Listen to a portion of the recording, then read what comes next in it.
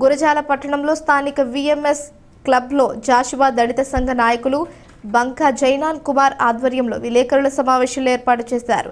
ఈ కార్యక్రమంలో ప్రముఖ దళిత న్యాయవాది కత్తి చలమరాజు మాట్లాడుతూ SC cell working president K Kanakarao ఓ దినపత్రికలో ఉమ్మడి రాష్ట్ర మాజీ మంత్రి మాదిగల ఆరాధ్యుడు డొక్కా మాణిక్య వరప్రసాద్ గురించి అవాకులు చవాకులు చేయడం హాస్యాస్పదమని, క్షేత్రస్థాయి నుంచి మాదిగల కోసం అహర్నిశలు శ్రమించి తన ఉద్యోగం సైతం వదులుకొని న్యాయశాఖలో ఎంతో పరిణితి చెందిన డొక్కా మాణిక్య వరప్రసాద్ను నీవు రాజకీయ వ్యభిచారి అనడం కడు విచారకరమని, మాదిగల అభివృద్ధి కొరకు, మాదిగల అభ్యున్నతి కొరకు మాదిగ రిజర్వేషన్ నారా చంద్రబాబు నాయుడు వల్లే సాధ్యపడుతుందని, తద్వారా తన జాతికి మేలు జరుగుతుందని ఆశించిన వ్యక్తి డొక్కా మాణిక్య వరప్రసాద్ అని, మాదిగ జాతి అభివృద్ధికి చంద్రబాబు నాయుడు తోడ్పడుతున్నాడని తెలిసి ఆ పార్టీతో మమేకమై ఆ పార్టీలో మాదిగ జాతికి న్యాయం జరుగుతుందని తన పోరాటాన్ని, తన ఆత్మగౌరవాన్ని మాదిగ జాతి తరపున కేవలం ఎస్సీ రిజర్వేషన్ వర్గీకరణ కోసం చంద్రబాబు నాయుడు ప్రభుత్వంలో తను ఉన్నారే తప్ప నీలా అవకాశవాదిలా ఉండలేదని, కనకాల అని తన కోటి కులస్తులకు న్యాయం జరుగుతుందని ఆకాంక్షించి ఆ పార్టీలో ఉన్నారే తప్ప నీలా కులాన్ని అమ్ముకునే వ్యక్తి కాదని,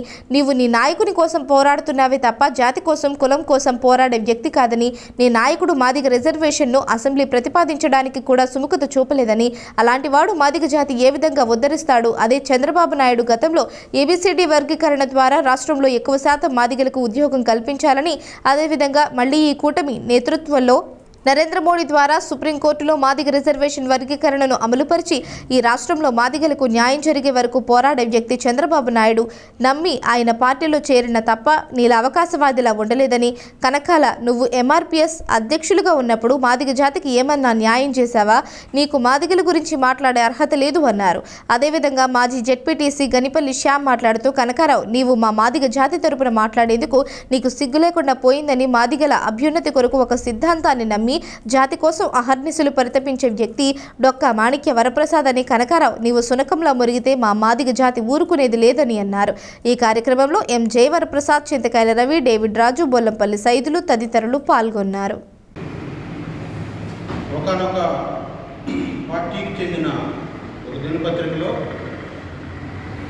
క్షేత్రస్థాయి నుంచి మా మాదిగ జాతిలో ఎదిగి మరి ఒక లా ఆఫీసర్గా తన జీవితాన్ని ప్రారంభించి ఎంఆర్పిఎస్ కోసం, మాదిగల ఆత్మగౌరవం కోసం జరిగే పోరాటంలో మమేకమై తన ఉద్యోగాన్ని కూడా తృణప్రాయంగా ఎంచి రాజకీయాల్లో ప్రవేశించి మరి నియోజకవర్గం పుట్టిన దగ్గర నుంచి మాదిగలకు ప్రాతినిధ్యం తాడికొండ నుంచి శాసనసభ్యులుగా ఎన్నిక కావడమే కాకుండా తదనంతరం మరి మంత్రిగా కూడా ఉన్నతమైన పదవులు అలంకరించి ఒక ఆత్మగౌరవంతో రాజకీయ సామాజిక పోరాటం చేసేటువంటి డొక్కా వరప్రసాద్ మాదిగ గారిని మరి మాదిగ అనే పదాన్ని ఉపయోగించుకొని ఎదిగి అనేక పార్టీలు మార్చి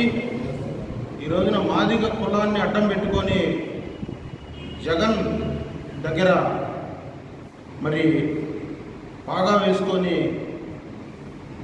స్వార్థం కోసం మాదిగ జాతిని తాకట్టు పెడుతున్న కనకారావు మాదిగ గారు చేసినటువంటి అనుచిత వ్యాఖ్యల్ని వెంటనే ఉపసంహరించుకోవాలని చెప్పి ఈ సందర్భంగా మేము తెలియపరుస్తాము.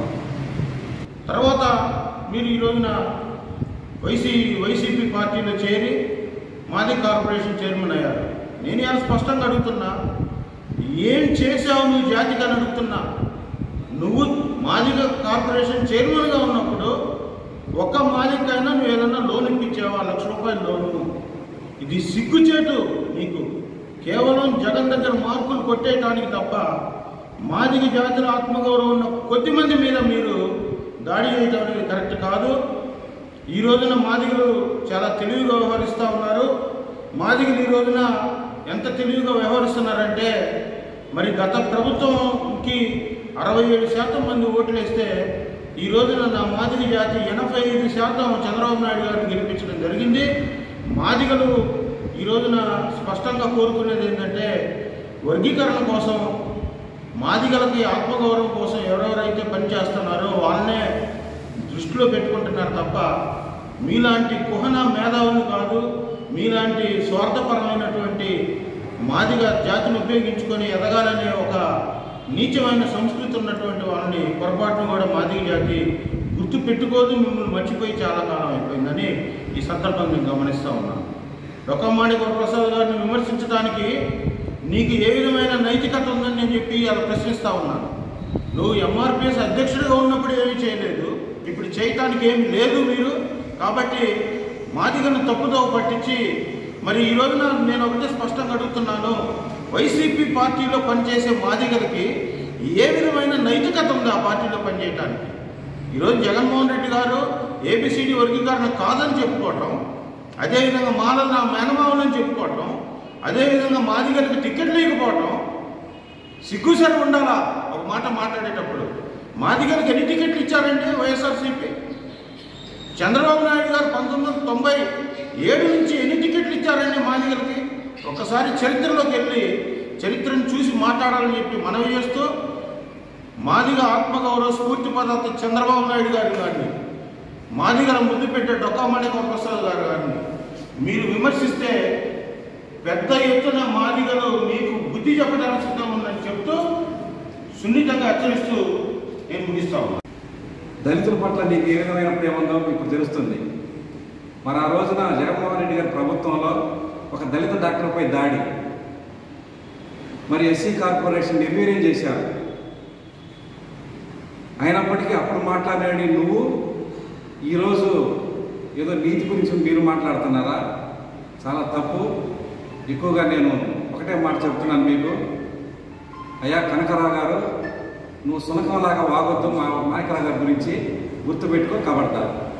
మాజీ మంత్రివర్యులు శ్రీ డొక్కమాణిక్యరావు ప్రసాద్ గారి గురించి కనకారావు మాదిగ అనుచిత వ్యాఖ్యల్ని తీవ్రంగా ఖండిస్తున్నాం.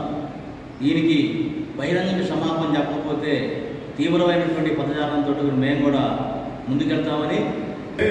అతనికి తెలియదేమో ఏ పార్టీలో ఎంత మాదిగ విలువ ఉందో తెలుసుకున్నటువంటి వ్యక్తి మా మాణిక్యరావు ప్రసాద్.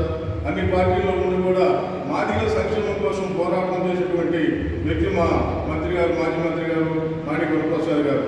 ఆయన ఏళ్ల కొమ్మూరి కనకారావు చేసే వ్యాఖ్యలు మేము ఖండిస్తున్నాం.